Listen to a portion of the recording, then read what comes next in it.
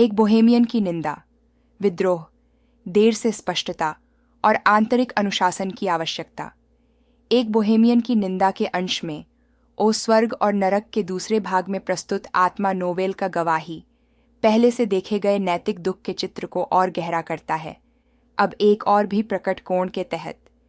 जीवन को आवेग, जिम्मेदारियों से भागने और आंतरिक अनुशासन के व्यवस्थित अस्वीकार द्वारा संचालित किया जाता है। नोवेल बौद्धिक स्पष्टता के साथ प्रकट होता है, लेकिन भावनात्मक रूप से विद्रोह द्वारा नियंत्रित होता है। वह स्वीकार करता है कि उसका अस्तित्व बोहेमियन जीवन से चिह्नित था, तात्कालिक सुखों की निरंतर खोज और नैतिक कर्तव्यों की जानबूझकर अनदेखी से। आध्यात्मिक स्तर पर यह दृष्टिकोण तीव्र आंतरिक संघर्ष में बदल जाता है, क्योंकि जागरूकता स्पष्टता के साथ एक नैतिक दिशा के बिना जीवन द्वारा छोड़े गए खालीपन को महसूस करने लगती है। आधुनिक गहन मनोविज्ञान इस स्थिति को समझने में मदद करता है। प्लेजर द्वारा मुख्य रूप से मार्गदर्शित जीवन निराशाओं, सीमाओं और जिम्मेदारियों के संपर्क से बचने की प्रवृत्ति रखते हैं। यह पैटर्न वास्तविकता के सामने एक नाजुक मानसिक संरचना बनाता है।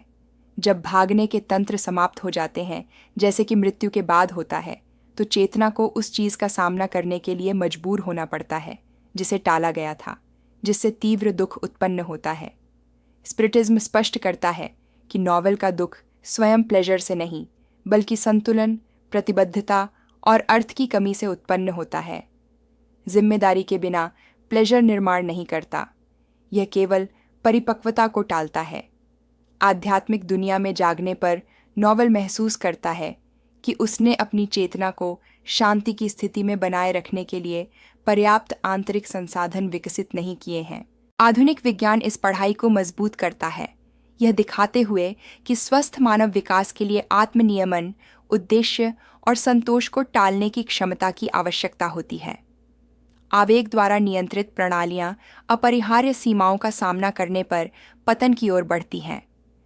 आध्यात्मिक स्तर पर यह पतन विद्रोह, निराशा और नियंत्रण की पूरी हानि की भावना के रूप में प्रकट होता है। इस गवाही का एक और महत्वपूर्ण पहलू आत्मनिंदा है, जो नोवेल खुद पर और कभी-कभी अपने जीवन पर आरोप लगाता है। वह अपनी जिम्मेदारी को स्वीकार करने और दोष को बाहरी परिस्थितियों पर डालने के बीच झूलता है। यह द्वंद्व दुख को बढ़ाता है, क्योंकि यह कारण और प्रभाव के कानून को पूरी तरह से स्वीकार करने में बाधा डालता है। ओ स्पिरिटिज्म सिखाता है कि दुख से मुक्ति के लिए केवल गलती को स्वीकार करना ही काफी नहीं है। इसके लिए आंतरिक अनुशासन, सचेत स्वीकृति और निरंतर परिवर्तन का प्रयास आवश्यक है। जब तक नोवेल इस पुनर्गठन का विरोध करेगा, दुख बना रहेगा। जब वह स्वीकार करेगा कि जिम्मेदारी के बिना स्वतंत्रता जेल में बदल जाती है, तो वह वास्तविक प्रगति के लिए स्थान खोलेगा। यह कहानी एक वर्तमान और गहरा चेतावनी भी देती है। एक संस्कृति में जो अक्सर तात्कालिक आनंद की प्रशंसा करती है, सीमाओं की अनुपस्थिति और प्रतिबद्धता से इनकार करती है, नोवेल का अनुभव इस मार्ग के आध्यात्मिक परिणामों को दिखाता है जब संतुलन नहीं होता। सच्ची स्वतंत्रता सब कुछ करने में नहीं है, बल्कि उस चीज को सचेत रूप से चुनने में है जो निर्माण करती है। नोवेल हमें सिखाता है कि दुख खुशी से नहीं आता, बल्कि आंतरिक कर्तव्य से निरंतर भागने से आता है। आनंद जीवन का हिस्सा बन सकता है, लेकिन जब यह अस्तित्व का केंद्रीय धुरी बन जाता है, तो यह चेतना के विकास को रोकता है। आध्यात्मिक जीवन केवल स्पष्टता के साथ उस चीज को प्रकट करता है जिसे बोया गया है।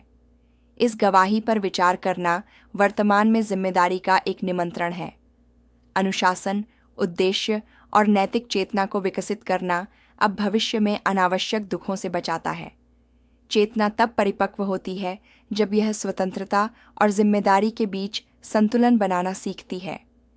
यदि इस रिलेटो ने आपको आवेग, आनंद और आंतरिक विकास पर विचार करने में मदद की है, तो लाइक करें, साझा करें और अपनी टिप्पणी छोड़ें। आपकी भागीदारी इस संदेश को और अधिक लोगों तक पहुंचाने में मदद करती है।